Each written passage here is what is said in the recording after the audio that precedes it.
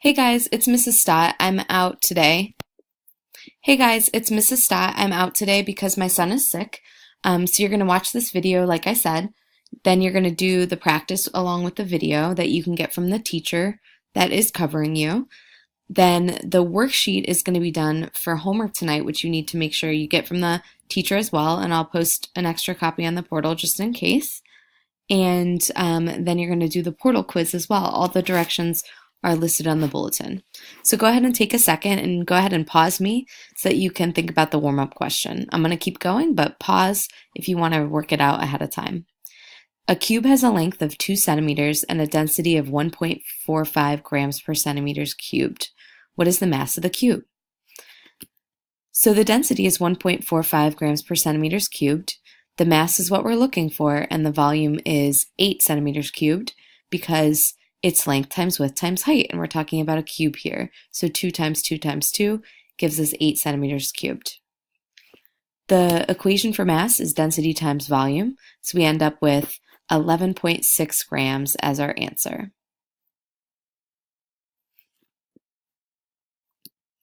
Okay, so this is the plan. We're talking about significant figures today. These are extremely important for the year. We use them all the time. Then you're going to do some practice and talk about rounding. Then later on your own, you're going to work on the worksheet if you have time, and the exit slip, which is on the portal, that needs to be done by 2:35 today. So again, the worksheet's due tomorrow for their homework, and then there's also an OWL, but you're going to need tomorrow's lesson for it, and I'll be in for that. So significant figures, if you haven't heard about them before, indicate the precision of a measurement. A number with more significant figures is more precise. For example, if I were to measure something that's 8.00 centimeters, that's more precise than 8.0 centimeters.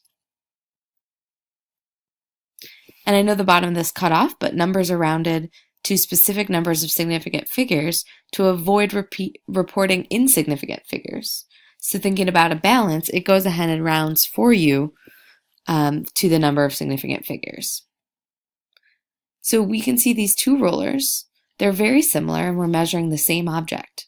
The top one, we would only be able to go to about 2 centimeters, and then there's no graduations or lines in the middle, so right here, so we wouldn't be able to estimate anymore. We'd have to kind of figure it out ourselves, and it's not very precise. But then at the bottom, we have lots of lines that we'd be able to estimate that it's 2 plus 1, 2, 3. It's in between 3 and 4 lines, so it'd be 2.3 centimeters, for example, or maybe even 2.35 centimeters.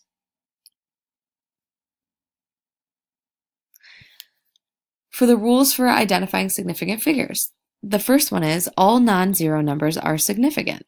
So for example, we have 3, 5, 7, 8.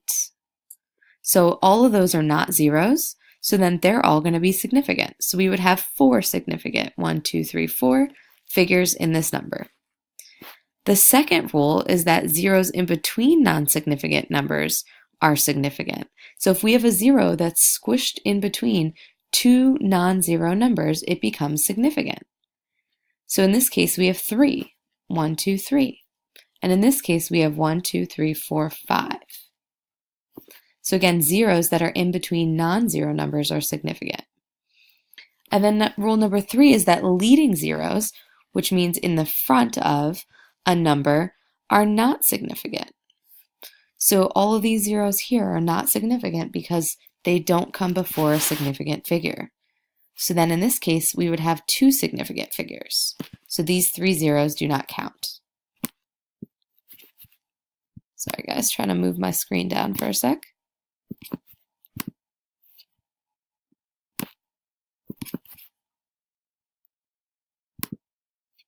Okay, so then now you can see the bottom. Trailing zeros are not significant unless a decimal point is present. So trailing zeros are zeros in the back. So for this number, we have 2500. This one would only have 2 significant figures because the 2 zeros in the back don't count. And then the bottom number, 1234, has 4 significant figures because there's a decimal point present in it at all. So any of the numbers that have a decimal point in it, it makes all the zeros in the back count. So for example, if this number up here, the one next to 3, so the 0.0025, if there was a 0 on the back, that 0 would count, and we'd end up with 3 significant figures. Feel free to pause and rewind if you need. So how about numbers in scientific notation? In scientific notation, we just count the number before the base 10 as the normal significant figure rules. So for example, this first one has 3, 1, 2, 3. The 10 to the negative 6 doesn't count as a significant figure, which is why we use scientific notation. For the second one, it's 1, 2, 3, 4, because again, zeros after a decimal point count. And then the last one, same rule, 1, 2, 3, 4, 5. Zeros after a significant figure with a decimal present count. So let's go ahead and put it all together. Take a second and think about these 6 examples. Go ahead and pause me if you need. So the first one has only one significant figure because the 2 counts and none of the other numbers count. There's no decimal point present. The second one has 3 significant figures because zeros squished in between count. The third one has 3 significant figures, 1, 2, 3, because the front 0 does not count, but the back zeros do count because of the decimal point. The fourth one has 1, 2, 3, 4 significant figures because we don't count the base 10, and we count zeros behind a decimal point. 5, 1, 2, 3, 4, 5, 6. There's 6 significant figures here. All of those zeros count because of the decimal point. And then 6 is the opposite rule. All of these zeros in the front do not count because there's no number that comes before them. So none of these zeros count. They're called leading zeros, and just the 1 counts. So we have 1 significant figure in this long decimal. So right now you need a handout from the teacher if you haven't already gotten it. On your handout, you're going to underline the significant figures present.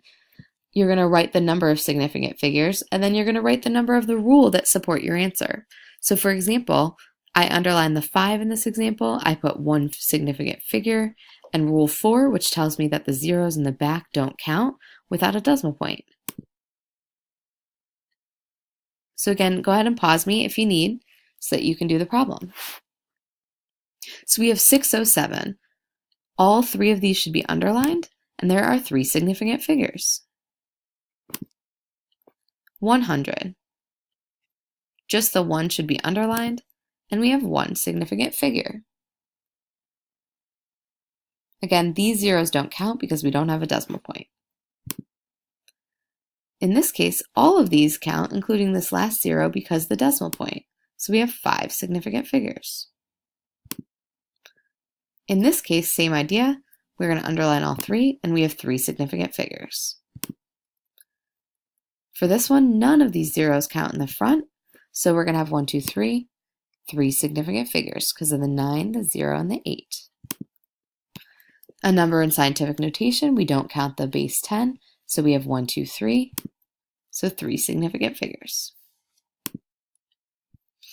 Okay, so the last part of our lesson is dealing with rounding for significant figures.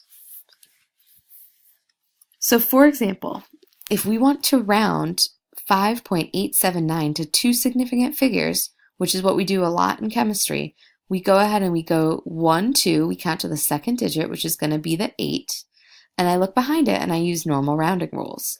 If it's above a 5, I round the 8 to a 9. If it was below a 5, I would drop those numbers off and it would stay at 5.8. In this case, I notice that there's a 7, so I'm going to round it to 5.9. So I end up with 5.9.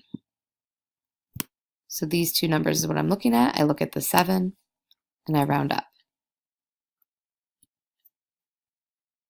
For the next one, it says round 145.9 to 2 significant figures. So same idea. I go 1, 2. I look behind. It's a 5, so I need to round up. So now I have 1, 5. But if I leave it at 15, that doesn't make sense. That is 2 significant figures, but that number is nothing like 145. So I'm going to instead add a 0 as a placeholder. So I end up with 150. This 0 doesn't count because I don't have a decimal point, so we still have two significant figures, but I've rounded 145 only up a little bit. The same idea goes for the last one. It says 2987. I want to round this to one significant figure. So I go to the 2, I look behind it, it's a 9. So then the 2 needs to round up to 3. But 3 is nothing like 2,987, so I need to put placeholders in for all of the other spots. So I end up with 3,000. Without a decimal point, that is only one significant figure.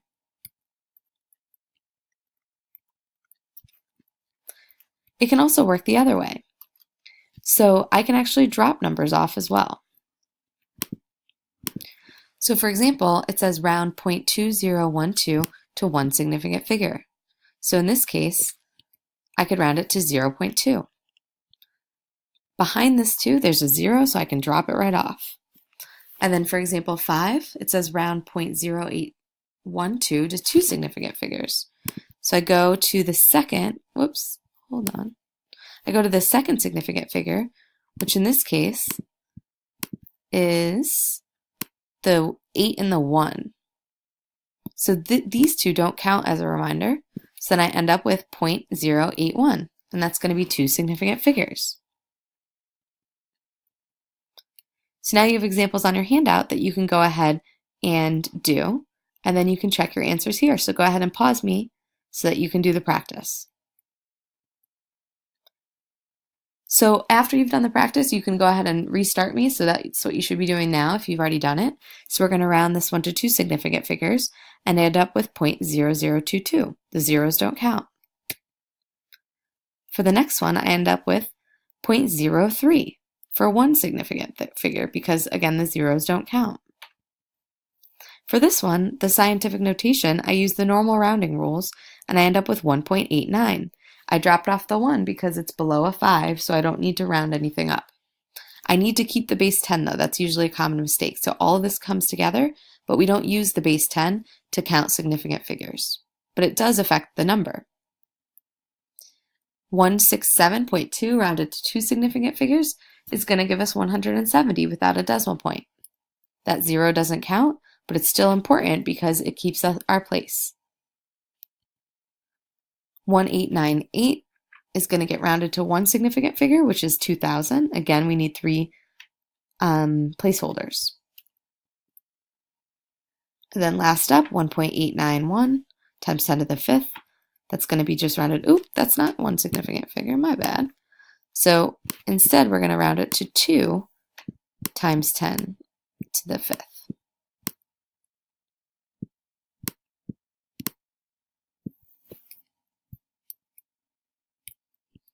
Okay, so now that we've done that, you can work on your worksheet first, and then before you leave, you need to work on the exit slip on the portal. It can only be open until 2:35 p.m., so you want to make sure that you do that. Whoever's covering you, if they're a science teacher, which they probably are, has done significant figures before, so if you have questions, please make sure that you check in with them and ask any questions that you do have. Again, we need to understand this, so please make sure that before you leave here today, you have a good understanding of significant figures. Have a good day.